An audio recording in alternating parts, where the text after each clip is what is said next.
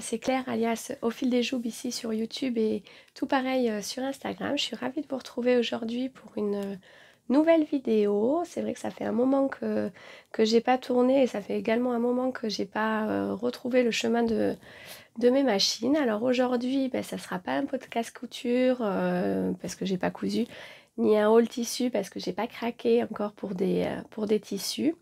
Je vous propose de découvrir un peu mon atelier couture qui sert aussi de chambre d'amis et de voir un peu comment je suis organisée au point de vue de la couture, comment je range mes tissus, mes patrons, mes machines. Mais j'espère que cette vidéo vous plaira. N'hésitez pas à vous abonner, à laisser des commentaires, à mettre le petit pouce bleu. Ça fait toujours plaisir. Et puis ben, j'espère que la motivation va revenir pour coudre encore et encore des vêtements pour moi. Allez, à tout de suite. Voilà, donc là voilà ma salle de couture avec le coin repassage, le coin machine. Là j'ai deux grandes bonneries. Alors c'est pas uniquement pour la couture, la télé, et là voilà le clic-clac qui sert de lit, chambre d'amis quand on a de la famille qui vient. Voilà. Alors, tout d'abord, donc j'ai la chance d'avoir une fenêtre dans ma salle de couture qui donne sur une jolie vue, le jardin, la piscine. Voilà, donc juste devant il y a ma table à repasser, basique, toute simple, avec là, bon là c'est des patrons qu'il faut que je range. Là je suis en train de refaire les culottes de règle, donc voilà, c'est ce que je suis en train de faire, le fer à repasser, pas plus. Donc ensuite on arrive sur le coin couture avec les machines, il y a une étagère en haut, donc je me rapproche. Donc déjà sur l'étagère, il y a deux box crafting. Il y en a une qui a été réalisée, pas l'autre. Il y en a une qui est vide. Après j'ai deux rangements à tiroirs avec les fermetures éclairs, les passepoils et autres petits accessoires. Le fil à broder. Là il y a les élastiques, des rubans plutôt satin, des biais. Voilà, à côté un peu de déco, ouais, très léger la déco, hein. Une ancienne machine à coudre, deux petits mannequins que j'ai récupérés en brocante. Et derrière, des dessins réalisés et des broderies. Ça, c'est ma fille, une de mes filles qui l'a réalisé en broderie. Et ça, c'est ma fille aînée qui m'a fait un dessin. Voilà. Donc ensuite, sur la partie du bas, donc en fait c'était notre ancienne cuisine ici. Là il y avait un meuble avec les poubelles et de chaque côté il y avait une machine et une autre machine. Et donc on a rajouté un plan de travail. Voilà, donc les machines, là c'est la surjeteuse. Donc c'est une Brother Lock 3034D. Donc c'est ça fait un moment que je l'ai, cette machine. Quand je cousais pour mes filles lorsqu'elles étaient petites, mais ça fonctionne très bien, donc il n'y a pas de... là, il y a un petit panier avec des petits trucs de couture, une boîte avec des aiguilles, des craies, une gomme, un ruban thermocollant double face, un petit carnet. Qu'est-ce que j'ai d'autre? Des coupe-fils, pratique pour la surjeteuse, un mètre ruban. Voilà, c'est tout. Donc là, la machine à coudre. Donc moi j'utilise une Brother également, la Brother Innovis 50. Donc c'est pareil, ça fait un moment que je l'ai. Voilà, mais elle fonctionne très bien et très bien. Ça me va bien, ça passe bien les... Oh, désolée pour le bruit. Ça passe bien les épaisseurs. Voilà, et à côté, donc il y a trois pots Ça, c'est tout ce qui concerne la couture. Après, ça, c'est des crayons, c'est plus loisirs créatifs. Hein, les charpies, les ciseaux, cranteurs. Voilà, ça, c'est plus pour quand j'ai des projets pour l'école. Là, il y a mes ciseaux de couture, c'est les roses et les ciseaux donc pour le tissu. Et les noirs, c'est pour les patrons. J'ai les cutters rotatifs, mais bon, c'est vrai que je m'en sers pas énormément. Voilà, j'ai un ciseau cranteur, le petit appareil, hop, pour faire, pour mettre les boutonnières ou pour les ourlets, je m'en sers. Voilà, les stylos qui écrivent sur les tissus. Qu'est-ce qu'il y a d'autre? Il y a la pince pour enfiler rapidement les fils de la surjeteuse. J'ai le... Hop, ça me sert pas mal. Je vous l'avais présenté du reste. Ça pour les ourlets. Mesure d'ourlet. Voilà, la craie tailleur. Voilà, un peu de matériel. En dessous, donc, il y a des pots. Les pinces, là. Dans ces deux-là. Celui-là, il est vide. Et là, c'est du masking tape. C'est surtout pour noter au niveau des magazines, noter les pages. Voilà, là, bon, c'est un porte-épingle que j'ai. Démaquillant en coton, là. Ça me sert pour enlever un peu de poussière. Voilà, là, j'ai un petit tapis. Donc là, ça, c'est un projet en cours pour l'école.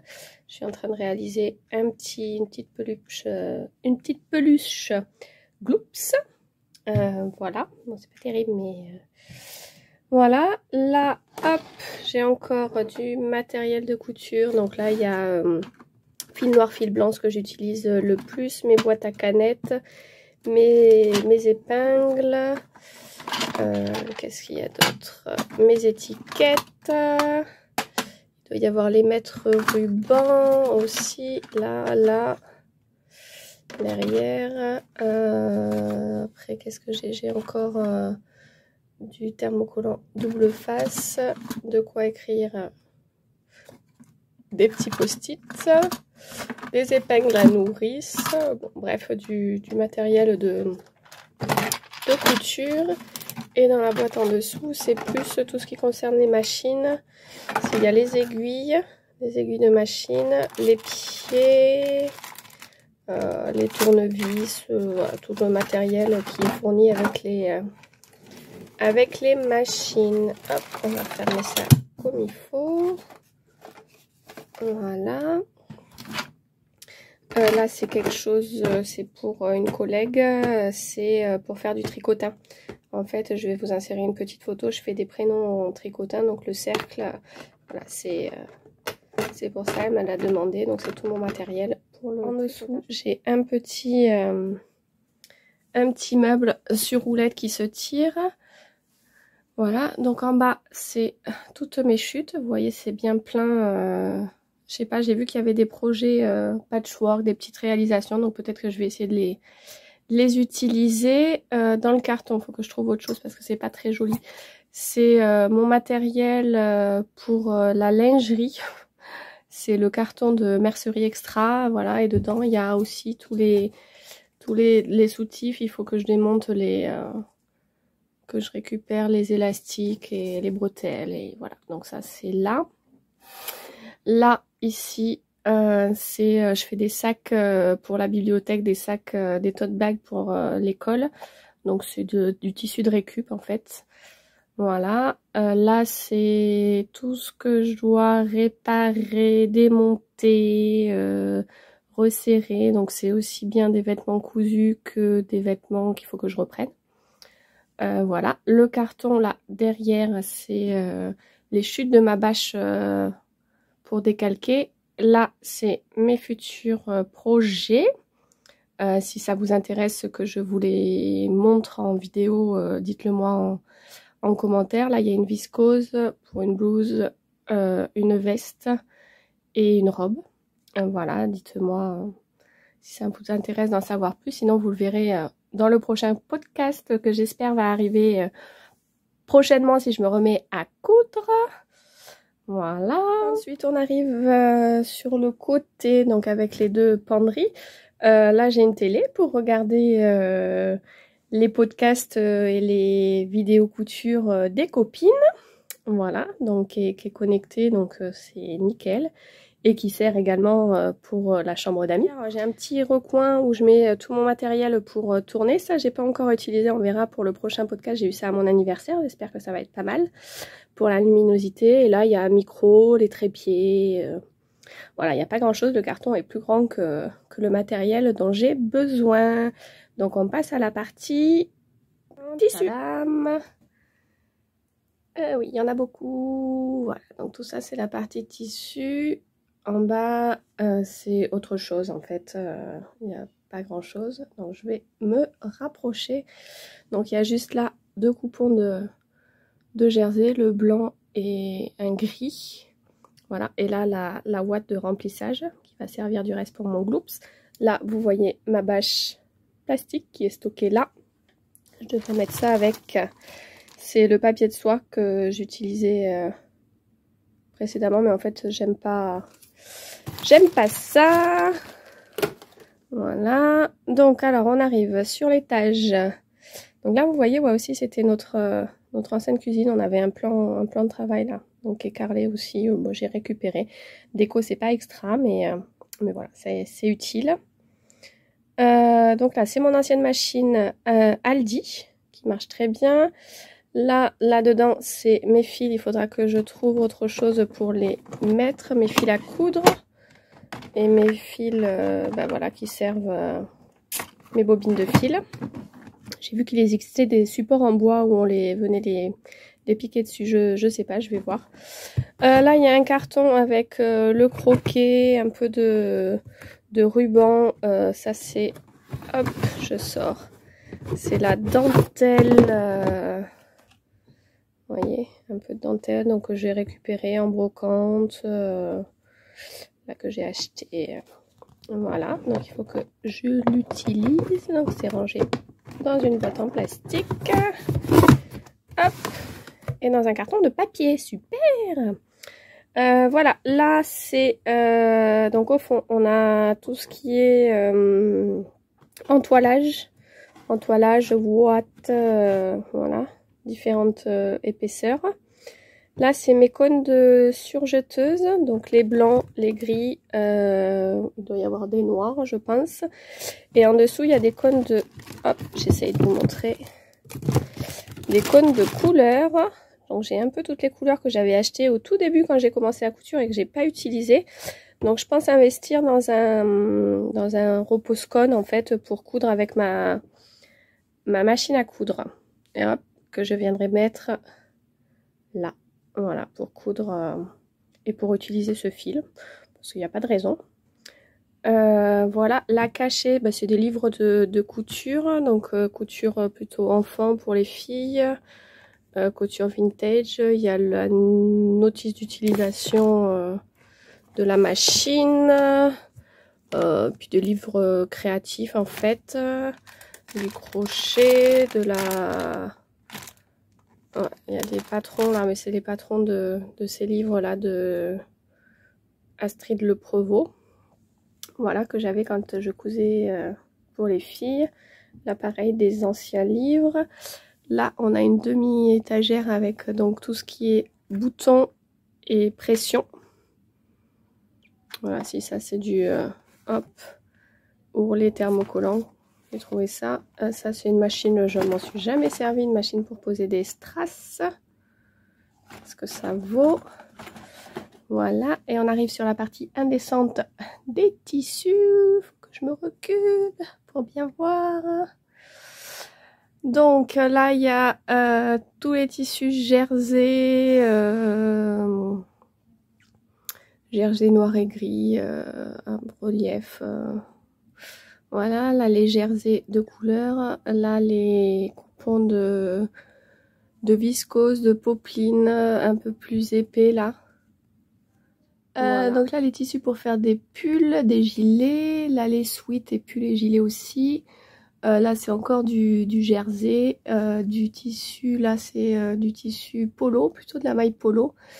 Il faut vraiment que je couds. Celui-là je l'adore mais je l'ai pas cousu, c'est un jersey. Là du jean, que je me lance aussi dans la confection de jean, pareil là des tissus jersey. Hop, voilà, et on arrive sur les taches du haut. Donc on a, ça c'est pour faire une surchemise à ma fille. Ça j'avais prévu, hop, désolé, d'en faire une veste. Ça c'est des tissus lainage. Et ça plutôt des tissus, comment on appelle ça, jersey côtelé, non, tissu côtelé, ouais voilà. Donc voir, je sais pas, il faudra peut-être que je me sépare de quelques coupons, je suis pas sûre de coudre tout ça. Surtout que je couds pas beaucoup en ce moment, donc voilà. Est-ce que vous aussi vous avez un stock de tissus un peu indécent comme ça? Donc on arrive sur la deuxième partie étagère. Donc l'étage qui nous intéresse c'est celui-là. Là en dessous c'est des loisirs créatifs plutôt pour l'école, hein. Il y a un peu de tout, du papier, de la peinture pour faire des bijoux. Donc là j'ai tous mes patrons, mes magazines de couture, pardon. Donc la Maison Victor, les Burda Couture Facile, Burda Easy. Il doit y avoir modes et travaux, je crois. Ouais, c'est pas trop classé, hein. Il y a un Fibre Mood. Mode et travaux encore. Des tendances couture. Voilà, là il y a 3-4 livres. Drest de Direndo. Coudre le stretch de Marie Poisson, ça c'est ceux qui me servent actuellement. Un livre de robe de la Maison Victor. Et celui-là pour le jersey, mes tenues, capsules. Voilà. Hop. Donc ça c'est ce qui me sert. Ça c'est mes magazines. Là c'est une réserve. Donc là on arrive sur la partie patron. Ah, on a une lumière plein devant, c'est magnifique. C'est le lieu où je tourne en fait. Alors, comment je m'organise pour les patrons? Donc, on a les pochettes avec les PDF qui sont rangés dedans. Donc, ça, c'est un gilet que j'ai réalisé Peppermint. Donc, c'est des pochettes qui viennent de chez Action. Voilà, des grandes pochettes. Et dedans, il y a... Hop, le PDF en fait, on voit rien, c'est juste le PDF que je range dedans. Donc ouais, c'est vrai que je couds beaucoup de patrons de magazines et pas trop de patrons indépendants pour le moment. Donc voilà, là c'est mes classeurs de patrons, ma bâche en fait que je range. Je vais vous sortir, je vais vous montrer un peu comment c'est organisé. Et là, en fait, ça récapitule tous les magazines que j'ai, en fait. Au lieu de feuilleter chaque magazine, je vais vous montrer pareil. En fait, je prends la page où il y a tous les modèles rassemblés, je mets les patrons dedans. Et comme ça, j'arrive à retrouver facilement avec le nom du magazine. Après, je retrouve, bon, je sais pas si c'est la meilleure organisation. Et je vous montre ça de suite. Alors, en fait, dans les classeurs noirs, voilà comment ça se présente. Là c'est le débardeur Gabriel du livre Coudre le stretch de Marie Poisson. Donc j'ai laissé la planche patron dans le livre. Moi j'ai décalqué donc ce qui m'allait. Et derrière donc voilà, il y a mon patron. Je peux en prendre un autre, le top Jacqueline de la maison des bobines paternes, pardon. Donc le PDF est dans une enveloppe. Et mon patron est dans mon patron que j'ai découpé est dans le classeur. Donc voilà, donc là il y a la photo et il y a donc les pièces derrière. Alors souvent là j'ai oublié pour les deux. Normalement en bas je mets le nom, bon même si c'est écrit là, la taille dans laquelle je l'ai découpé et le livre ou le magazine, je fais la même chose pour les magazines. Et derrière, je mets des annotations si jamais il y a quelque chose à dire quoi en fait. Voilà, je vous montre le deuxième. Donc là c'est par exemple les magazines La Maison Victor, donc je photocopie la page où il y a le schéma technique. Je mets donc le nom, la taille et de quel magazine c'est extrait. Et hop, j'ai mon patron qui est là, quoi, mon patron pour décalquer qui est là. Et là je dis qu'est-ce que... voilà, mes petites remarques. Donc là pareil... Voilà, et ainsi de suite. Donc là, il y a c'est tout ce qui est extrait de magazines. Il doit y avoir, par exemple, donc ça c'est La Maison Victor. Hop, ça c'est les Burdaisy. Donc pareil, la jupe. Hop, et de quel magazine c'est extrait. Et donc avec le patron derrière. Moi, voilà, je sais pas si c'est la meilleure organisation, mais bon, c'est comme ça que voilà, là, une combi short que j'avais fait, pareil, la taille, le magazine, donc ça, c'est une tendance couture. Voilà, à peu près, donc ça, c'est mes deux classeurs où il y a tous les patrons, donc tout ce qui est fait, décalqué sur la bâche transparente, en fait. Dans les pochettes, dans les enveloppes, en fait, il y a juste l'assemblage PDF en fait. Pour La Maison Victor, donc ils font une page récap, donc là il y a le nom du magazine et donc j'ai tous les modèles qu'il y a. Je suis pas obligée de feuilleter tout le magazine pour trouver un top. Après si je m'y réfère quand voilà, quand j'ai choisi, faut que j'aille dans le magazine pour suivre les explications, mais voilà, vous dites le magazine, hop, j'aurais pu mettre dans une pochette. Ça, c'est la planche PDF quand on a eu des patrons gratuits. La jupe Christie, par exemple. Voilà, toujours. Donc, le nom du magazine, tous les modèles. Et il y a la planche patron, et ainsi de suite. Voilà, je sais pas. Il faudra peut-être que je revoie cette organisation. Voilà, j'espère que la découverte de mon atelier vous aura plu. C'est un coin dans lequel j'aime bien passer du temps, même s'il manque un peu de déco. Voilà, j'ai ce qu'il faut et j'adore vraiment y venir y coudre, sauf en ce moment où j'ai pas trop le mojo couture. J'espère que ça va revenir pour pouvoir me refaire des vêtements et vous tourner un podcast en fait avec ce que j'ai créé. En tout cas, voilà, moi je suis ravie de vous retrouver aujourd'hui, de vous proposer ce type de vidéo. Je vais bientôt recevoir une machine de découpe, une Cricut.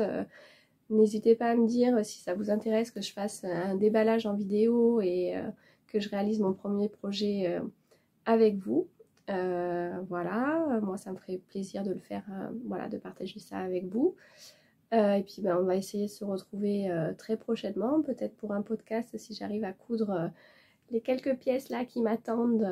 J'ai envie de les avoir, mais j'ai pas envie forcément de... Bon, bref. Allez, ça va revenir, on va se motiver maintenant qu'on a repris le rythme. Bon, mais voilà, n'hésitez pas à laisser des commentaires, à liker, à vous abonner à ma chaîne, ça fait toujours plaisir. Et puis je vous dis à très bientôt, bisous bisous.